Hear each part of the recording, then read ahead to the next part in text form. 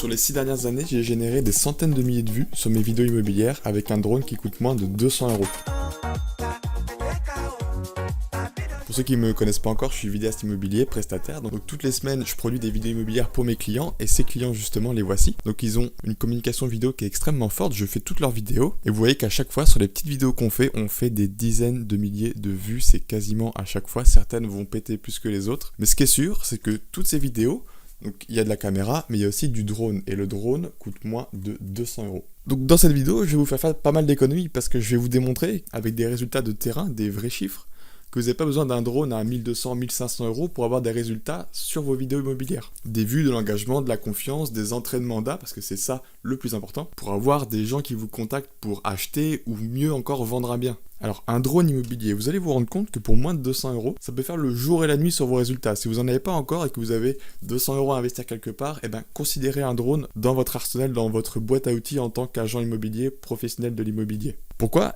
Parce que le drone a ce côté, et on ne pourra pas lui enlever, il est impressionnant auprès du client. Beaucoup d'entre vous filment avec un stabilisateur, et c'est super, c'est ce qu'il faut faire. Mais avec ce stabilisateur, vous avez beau faire les meilleures vidéos du monde, vous serez beaucoup moins impressionnant que votre confrère qui arrive avec son drone au moment du tournage. Qu'il le démarre, qu'il le déploie, qu'il le fait voler devant le client. Parce que oui, ça vole, ça fait du bruit, et ça a l'air inaccessible pour la plupart des gens. D'ailleurs ça l'est, parce que les règles en France ont vraiment durci récemment. Si vous souhaitez apprendre à filmer et faire des photos avec un drone tout en étant totalement dans la légalité, je vous invite à jeter un œil au premier lien dans la description. Vous pourrez avoir plus d'informations et pourquoi pas rejoindre mon petit groupe de professionnels de l'immobilier qui créent des milliers de vues avec leur marketing vidéo immobilier, drone, stabilisateur et smartphone. Donc là, dans tout ce qui va suivre, et ceux qui me suivent le savent, je vais rien garder pour moi.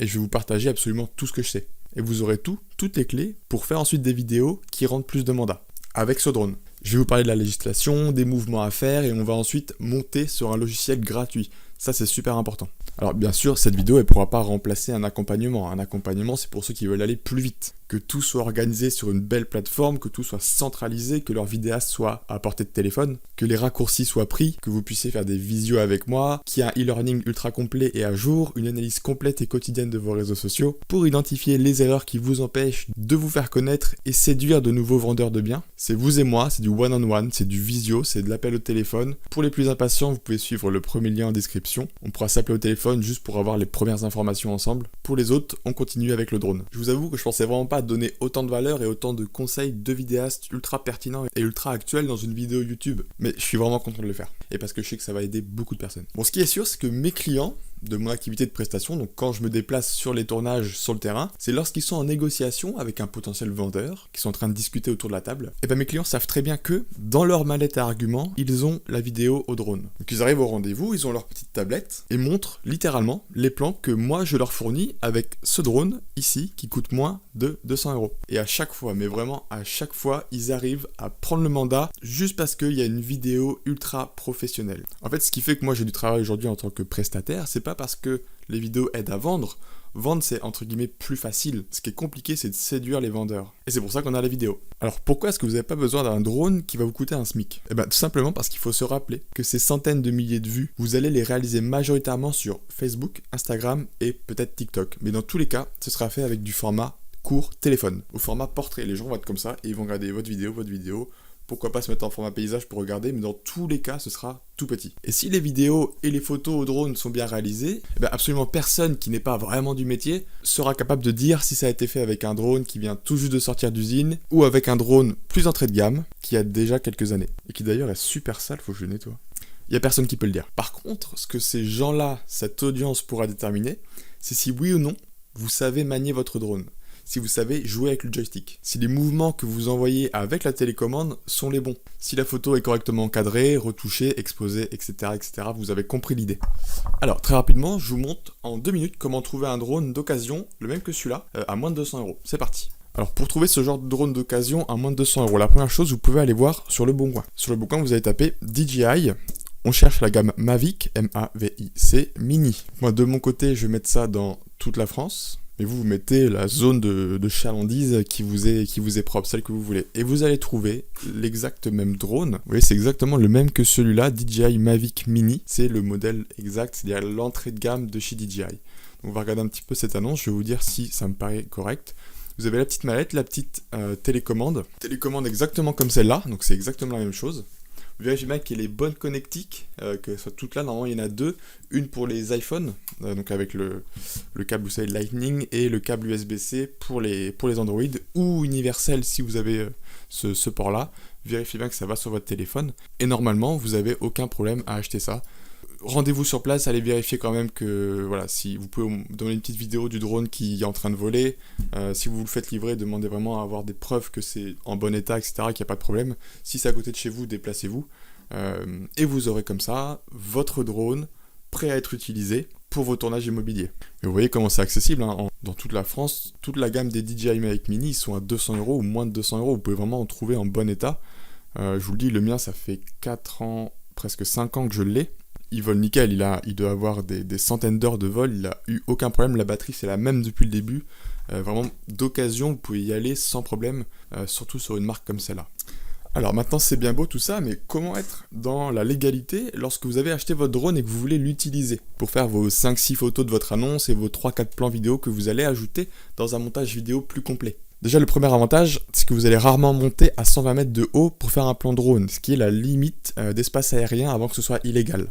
Globalement, vous allez rester entre 10 et 20 mètres au-dessus du sol. Pour les maisons les plus hautes, peut-être vous allez plutôt atteindre les 20 mètres que les 10 mètres, mais vous resterez dans une zone qui est considérée comme acceptable au-dessus de la propriété, quelquefois à peine au-dessus de la toiture. Il y a plein de petites règles et de bonnes conduites à adopter quand on utilise un drone, c'est pour ça que c'est bien de se faire accompagner. Des petites choses comme indiquer le numéro d'enregistrement sur le drone au cas où, tout ça c'est pour aller dans votre sens si jamais il devait se passer quoi que ce soit, et montrer que vous êtes bien un professionnel sérieux qui utilise un drone de manière responsable et sécuritaire. Mais globalement, si votre drone pèse moins de 250 grammes comme ceux que je recommande, que vous avez un profil d'exploitant de drone professionnel enregistré sur le site Alpha Tango, donc c'est le site du gouvernement pour enregistrer son drone et avoir un numéro d'enregistrement de l'aéronef, et que vous respectez toutes ces petites règles qui sont logiques d'utilisation, vous devriez avoir absolument aucun problème. Ça fait 5 ans que j'utilise ce drone-là toutes les semaines, même plusieurs fois par semaine, et j'ai jamais eu aucun souci avec personne. Maintenant qu'on a ce drone et qu'on est plutôt rassuré sur comment l'utiliser dans la légalité, qu'est-ce qu'on fait? La première chose que je vais vous conseiller de faire, et ça reprend un peu la manière dont j'ai appris la vidéo moi à mes débuts, le drone, le stabilisateur, les grosses caméras, etc., surtout le stabilisateur, je vous conseille de trouver un endroit vide, une plaine dégagée, un champ non exploité, un endroit où vous risquez pas de planter votre drone dans un arbre. Pour la photo, ça va être assez facile de prendre la main, puisque vous allez pouvoir ajuster votre cadrage petit à petit, vous allez pouvoir tâtonner, prendre 2 minutes pour trouver le bon cadrage et ensuite prendre la photo. Par contre, pour la vidéo au drone, c'est là que c'est compliqué, mais c'est là que ça donne le plus de résultats, parce que le mouvement, il doit être vraiment lent, vraiment fluide et vraiment contrôlé, et surtout avec une intention. Et le plus important, et la marque d'amateurisme pour ceux qui, malheureusement, commence à faire du drone sans être accompagné et sans se former par la suite, c'est on doit absolument pas voir ni sentir les moteurs du drone s'activer, il n'y a rien de pire que ça, que de voir un plan et de sentir que vous bougez un joystick. Ça, c'est vraiment la marque numéro 1 d'amateurisme. Vous devez donc vraiment pratiquer les joysticks de la télécommande afin d'obtenir le résultat le plus fluide et surtout vous familiariser. Si c'est la première fois, vraiment prenez l'endroit le plus dégagé que vous connaissiez, un endroit où il n'y a pas trop de vent si possible, et apprenez à anticiper les mouvements du drone, parce que quelquefois il va prendre de l'élan. Tout ça, vraiment faites-le avant de vous rendre sur un bien immobilier et de risquer d'endommager la toiture ou quoi que ce soit d'autre en fracassant le drone dessus. Avec ce drone, vous aurez aussi l'accès à la petite application DJI. Alors vous verrez qu'il y a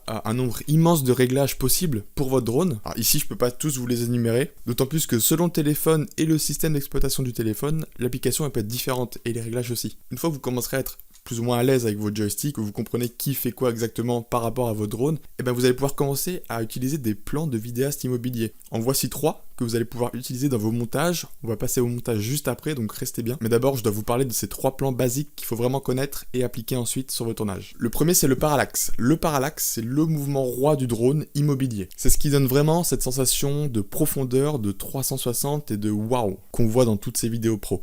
L'idéal est simple, votre sujet, donc ici la maison, doit rester fixe au centre du cadre, pendant que le drone tourne autour. Ce mouvement-là est très important parce qu'il crée un effet de défilement entre le premier plan et l'arrière-plan. On a 2 plans qui bougent différemment, qui donnent une impression 3D qui est vraiment très agréable à l'œil, et pour montrer tous les aspects d'une maison. Pour le réaliser, choisissez d'abord votre sens de rotation, à gauche ou à droite. Là, franchement, peu importe, c'est en fonction de la maison, de ce que vous sentez. Avec le joystick droit, vous faites avancer le drone dans la direction choisie, et avec le joystick gauche, vous allez l'orienter dans le sens inverse pour bouger la caméra dans le sens inverse. C'est cette combinaison-là qui crée l'arc de cercle parfait autour du bien. Alors faut bien doser. Pensez à garder le mouvement lent et fluide, pas besoin de faire le tour de la maison, 4 à 6 secondes vont suffire. Déjà, si vous maîtrisez ce plan-là, cette sensibilité de joystick-là, vous créerez un sacré écart entre vous et ce que produisent les autres. Ensuite, le travelling avant, donc c'est le mouvement le plus simple, mais aussi le plus puissant pour introduire un bien immobilier. C'est le plan parfait que j'utilise à chaque fois pour faire une entrée en matière sur une maison. Un château, un terrain, peu importe. Parce qu'on a l'impression d'avancer, de se déplacer vers le bien et donc ça démarre en fait la vidéo. Inversement, à la fin de la vidéo, vous pourrez faire un travelling arrière. Donc le principe il est simple, le drone avance très lentement vers le sujet en ligne droite. Comme si nous, les spectateurs, on s'en approchait. Ça donne donc cette sensation de proximité, de découverte, donc c'est idéal pour ouvrir une vidéo. Le secret par contre, c'est la vitesse constante. Donc il faut vraiment avancer très légèrement le joystick et rester sur une vitesse qui soit exactement la même à chaque fois. Pensez à bien réduire la puissance de vos moteurs, activez le mode cinématique pour avoir le mouvement le plus lent. Enfin, le troisième plan que je vous conseille, et on va passer juste ensuite au montage de ces plans-là, je vais vous montrer exactement comment je les monte dans un montage immobilier. Le dernier, c'est la vue satellite. C'est le plan de mise en contexte par excellence. Celui-ci, faut savoir l'utiliser parce qu'il montre non seulement le bien, mais aussi son environnement immédiat. Alors là, il faut vous poser la question. Si vous voulez pas trop qu'on voit le voisinage, peut-être qu'il faut plutôt l'occulter ce plan. Si vous voulez qu'on voit un petit peu le voisinage, que ne pas mentir dans votre vidéo, mais ne pas non plus voir que ça, eh ben vous allez cadrer de sorte à ce qu'on distingue à peine un bout de jardin du voisin d'à côté. De toute façon, vous n'avez pas le droit de filmer les maisons des gens. Par contre, si le bien est dans une situation exceptionnelle et est complètement isolé, bah alors là, allez-y. Montez rapidement à une bonne hauteur, vous baissez la caméra du drone complètement en bas pour avoir une vue satellite et vous faites votre plan. Soit vous le faites redescendre pour avoir une espèce de travelling avant mais vers le bas, soit vous le faites un petit peu tourner sur lui-même, très lentement, toujours dans la lenteur. Mais l'idée, c'est vraiment de placer la maison pile au centre et qu'on puisse voir vraiment, qu'on puisse délimiter la parcelle. Comme si on regardait sur Google Maps, ce que vous faites souvent, pour avoir un peu presque le cadastre de la maison. Attention vraiment à pas dépasser les 120 mètres de haut pour ne pas être dans l'illégalité. De toute manière, 120 mètres de haut, à moins que vous soyez sur une ferme de 50 hectares, vous n'aurez pas besoin. Alors maintenant, comment on monte une vidéo immobilière avec son drone ? Le logiciel gratuit que j'utilise et que je recommande pour mes apprenants, c'est le logiciel DaVinci Resolve 20. Il est gratuit et honnêtement, par rapport à Premiere Pro qui est juste ici, globalement, si je suis sur Premiere Pro, c'est qu'une question d'habitude. Je le paye 60 € par mois pour globalement les mêmes effets que sur DaVinci alors qu'il est gratuit. Donc c'est vraiment ce logiciel-là que j'enseigne à mes apprenants lors des visios qu'on fait ensemble sur les e-learning. C'est là-dessus, vraiment, c'est celui-là qui maîtrise. Alors une fois que vous êtes dessus, vous arrivez, n'ayez pas peur, vous avez vraiment des choses basiques. Ici, c'est juste votre chutier de plans. Vous aurez tous vos plans ici, vous pourrez les retrouver et les utiliser. Pour que ce soit plus visuel, je vais aller chercher des plans juste ici, d'un tournage récent. Voilà, donc j'ai tous mes plans ici. Alors voici donc mes plans. Donc vous voyez ici, je les ai pris et je les ai glissés dans mon chutier. Mon chutier, c'est vraiment mon sac à plans. Je les mets tous ici, comme ça je vais pouvoir hop, les mettre sur la table de montage et faire mon petit montage tranquillement ici. Là, ce que je vais vous donner, c'est vraiment un vrai secret de vidéaste et c'est ce que j'enseigne dans mon accompagnement. C'est le principe numéro 1 dans le montage quand on veut être efficace et quand on veut avoir des bons plans et un bon montage. Ça s'appelle le tamisage. Concrètement, le tamisage, c'est l'image d'un tamis. Vous allez prendre tous vos plans et les aligner sur votre table de montage. Et à l'image d'un tamis, donc là ce serait un tamis un peu inversé, mais globalement, le plan commence ici et se termine là. Là j'ai un seul plan. Là vous voyez qu'on a par exemple un joli parallaxe. Parallaxe, c'est pas un gauche-droite, c'est un parallaxe de bas en haut. Là ça demande encore plus de technique, mais l'idée est la même. On a un premier plan et on a l'arrière-plan qui bouge d'autant plus que le premier plan. Pour être plus clair avec vous, un vrai parallaxe, ce serait... Un vrai parallaxe, c'est ça. Vous voyez, là j'ai choisi d'aller sur la droite parce que les choses se passent plutôt de gauche à droite. On voit bien l'arrière-plan, on voit bien le premier plan qui est le chalet. Quand je fais play, on a vraiment ces deux plans, ici et derrière. Vous voyez la vitesse à laquelle ça bouge, c'est ça un parallaxe. Et mon chalet reste vraiment au centre de l'image. C'est ça le plus important. Pour en revenir au tamisage, vous voyez que l'interface, les 5 premières secondes, elle peut faire un peu peur, mais en fait c'est vraiment très très simple. Pour ceux qui ont déjà fait 2-3 petits montages pour X ou Y raison, vous serez vraiment pas dépaysés. Certains, je sais, utilisent CapCut.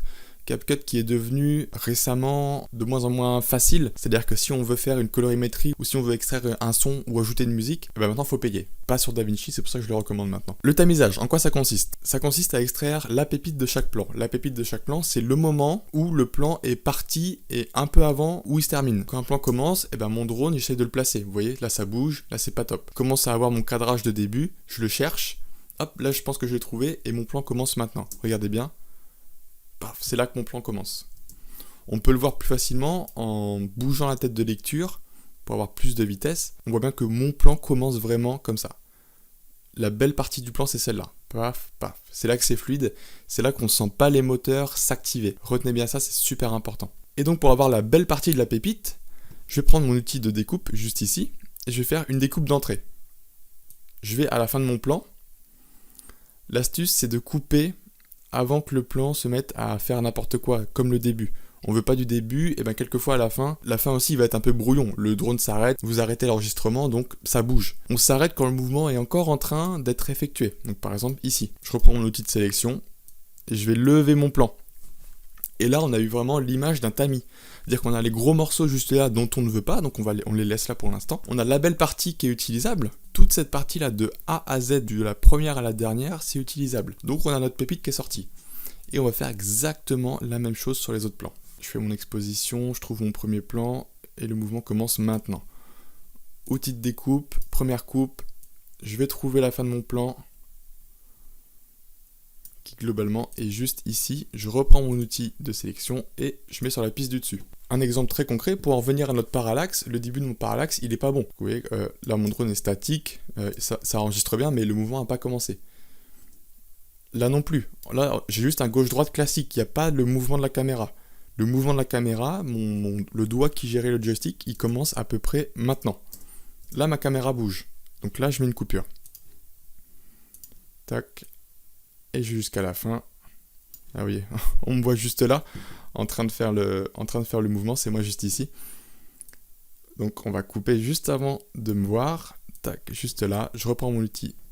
Je reprends mon outil de sélection. Et je mets ça vers le haut. Je vais dézoomer un petit peu pour que vous vous rendiez compte de ce qu'on a fait.